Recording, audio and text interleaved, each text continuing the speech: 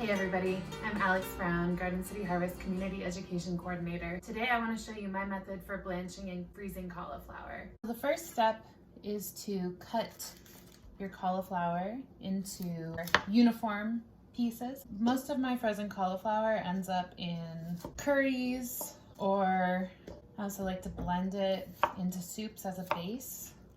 And it's also really great mashed as kind of a potato substitute. I am ready to blanch. I have a large pot of boiling water, and it is boiling rapidly. Oops.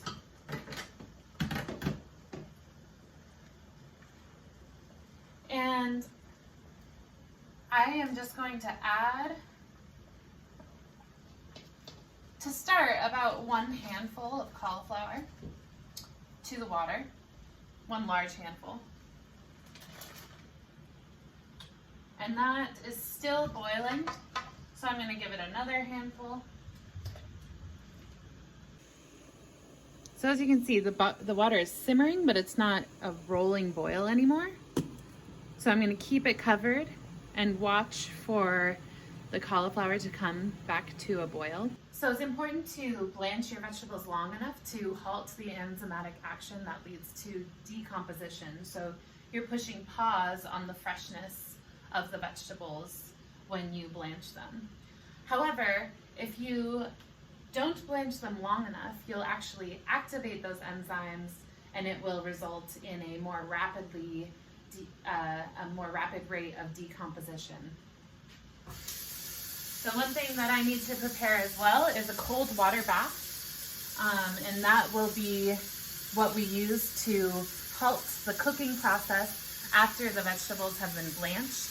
I just use cold water in my sink, and my sink is stoppered, so I fill it with cold water, and then as soon as these are done blanching, I'll transfer them into the cold water bath and allow them to cool for about as long as they were in the water bath, so about 3 minutes. There's our timer.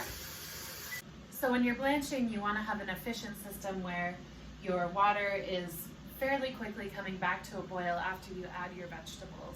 That equation can be about 1 gallon of water per pound of vegetables, or if you don't want to measure it out, you can gauge the amount of vegetables to add by the amount of time it takes for your water to come back to a boil. It should take no longer than 1 minute for your water to come back to a boil once the vegetables have been placed in the boiling water.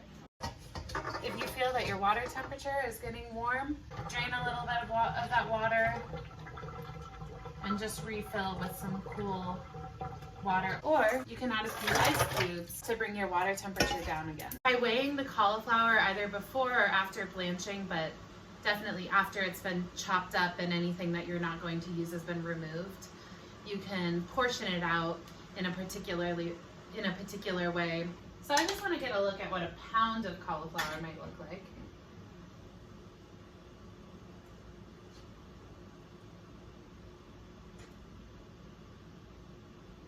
This is a pound of cauliflower, which I would say is definitely enough to feed 2 people for a side dish, in a meal. So I might try to portion my my cauliflower into pound packages. All right, so a pound fits in here just about perfectly. And so what I'll do is just seal it most of the way. You could get extreme and really figure out some ways to get all the air out, but I'm pretty satisfied with most of the air being eliminated.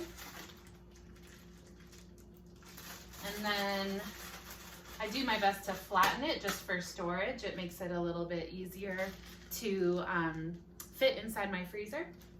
I like to freeze my cauliflower directly in the bag, but another option for freezing any vegetables, cauliflower included, would be to spread it out on a sheet pan so that you are freezing the cauliflower individually and there won't be any clumping.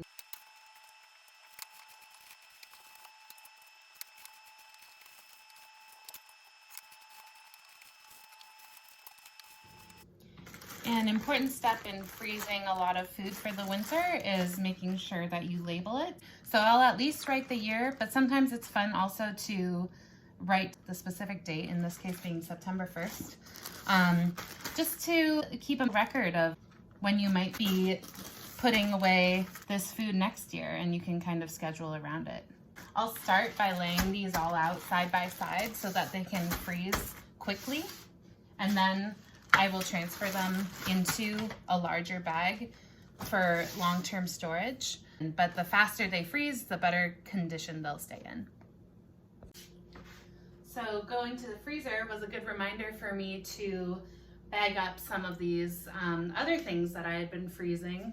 These are 2 trays of sour cherries, which have actually been on these sheets for quite some time, so it's definitely time to get them into freezer bags. But this is an example of how you can freeze a fruit on a sheet and they won't freeze in a clump.